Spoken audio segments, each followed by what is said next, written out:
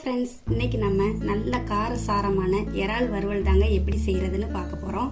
இது எல்லா வகை ரைஸுக்குமே ரொம்பவே டேஸ்டா இருக்குங்க. வெறுமனை சாப்பிட்றதுக்கே அவ்வளோ அட்டகாசமா இருக்குங்க.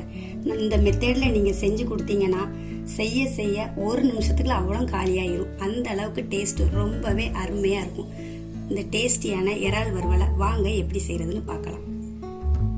ஃபர்ஸ்ட் இறால் வறுவல் செய்யறதுக்கு நான் 1/2 கிலோ இறாலை நல்லா கிளீன் பண்ணி எடுத்து வச்சிருக்கேன்.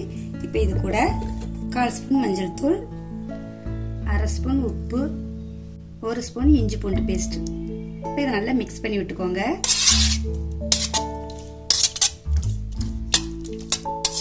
இப்போ இந்த இறால் மூங்குற அளவுக்கு கொஞ்சமா தண்ணி சேர்த்துக்கோங்க.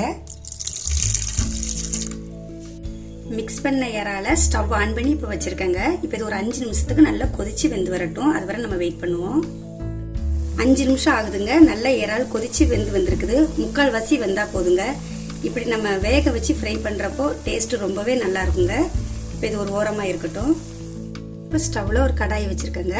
இதுல 3 ஸ்பூன் எண்ணெய் சேர்த்துக்கலாம். எண்ணெய் நல்லா சூடானதும் 1 ஸ்பூன் சோம்பு சேர்த்துக்கோங்க. சோம்பு நல்லா பொரியட்டும். கூடவே 1 ஸ்பூன் மிளகாய்த்தூள், 1 ஸ்பூன் மல்லித்தூள். இது எல்லா மசாலாவையும் நல்லா கலந்து விட்டுக்கோங்க.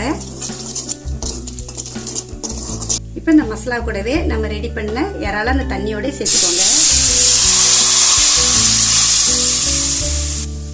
இப்போ நல்லா இதை கலந்து விட்டுக்கலாம்.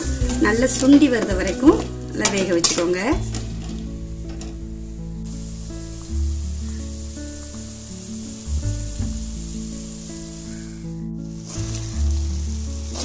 முக்கால்வாசி அளவுக்கு தண்ணி எல்லாம் நல்லா வத்தி வந்திருக்குதுங்க. இன்னும் கொஞ்சமா தண்ணி பதம் தெரியுது.